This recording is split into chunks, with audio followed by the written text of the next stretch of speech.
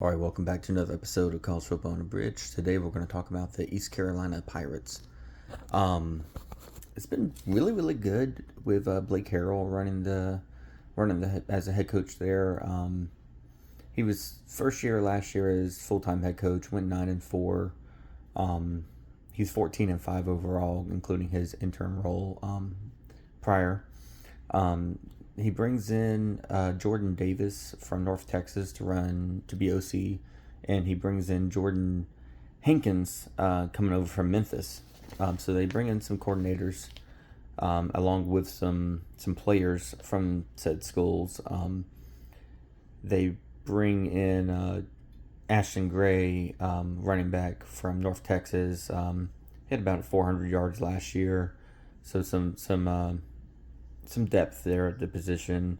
They get Marshall, transfer running back Michael Allen, who looks to be more of the starter. But you have between those two guys there should be a um, good 1-2 punch there. Quarterback competition. It's going to be between Mitch Griffiths. He's coming over from Wake Forest. He's kind of bounced around. He was at Marshall. He was at Texas Tech.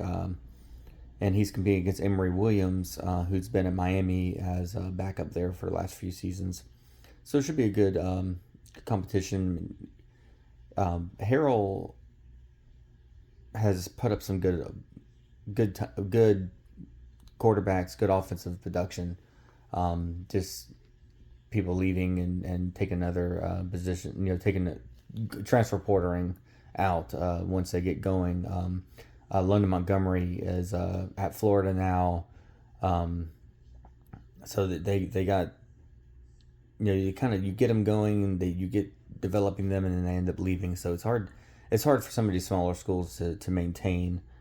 But receiving core they are returning. Brock Spalding, he caught at least one pass in every game last season. So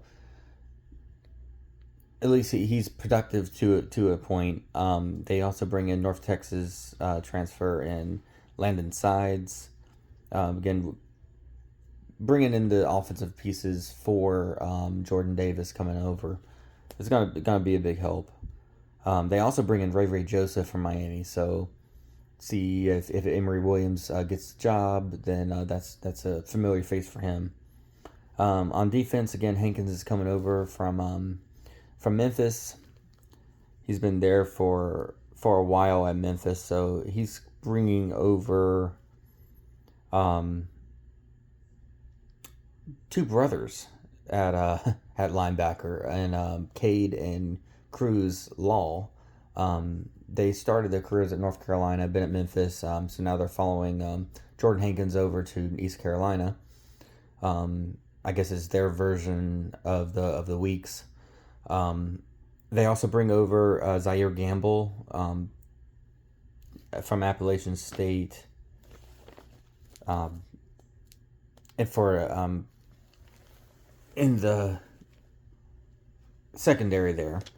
They also they're bringing back second in tackles from last year. He ended up having 70 tackles with DJ Johnson Jr. So they're bringing in some pieces. They're retaining some pieces. See how it looks with Hankins coming over. I mean, he does have some of his guys there, and Memphis had a pretty decent defense. They've been pretty solid that way. So overall, like I've been excited seeing East Carolina the last few years. Kind of flew under the radar. When you have a 9-4 season at East Carolina, that normally is a pretty good thing. And they beat Pittsburgh, so in the bowl game. So they had a good season. Had a one possession loss to NC State. Lost to Tulane in a close game. So they had potential to even do better than 9-4 last year. You kind of look for it's the whole portal in, portal out type of situation at East Carolina is a lot of these smaller schools. So it's a matter of the how everybody's clicking, who wins the key position battles and how the team rallies around them. But you do have some familiarity at some of these positions with players coming over, with the coordinator, so you have that continuity. Scheduling wise this year, they open at Alabama, which, yay for them. That's exactly what they want to go do. But hey, it's a good test for this team. Even if you don't win, see how you compete. And this offense with Blake Harrell has been pretty good. So maybe they can do like a Florida State and get Alabama early. But at least see how competitive you can be. And then they got Appalachian State week 2, which normally is pretty good. I'm this new coaching staff there hasn't shown that they're going to continue their how they've been under like Drinkwitz and some of the others, but maybe they're turning around this year. They got Old Dominion, North Carolina Central, Rice, at UAB, at Memphis, Temple, at South Florida, at Charlotte, at Army, FAU. Not too bad of a schedule, very manageable schedule. I mean, you got South Florida and Memphis, but those are 2 new coaching staffs coming in. So I mean, they should be decent, but still new coaching staff. Outside of the Alabama game, it's pretty much winnable schedule. I honestly look for them to, if this system can get in and can continue under Harrell, and these guys can step up at quarterback and some of these other skill position players.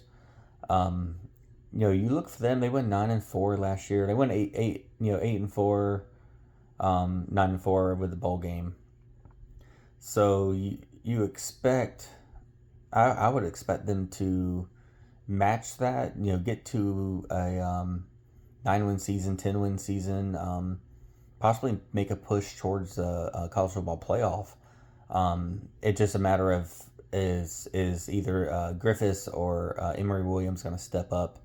Because they've had good quarterback play,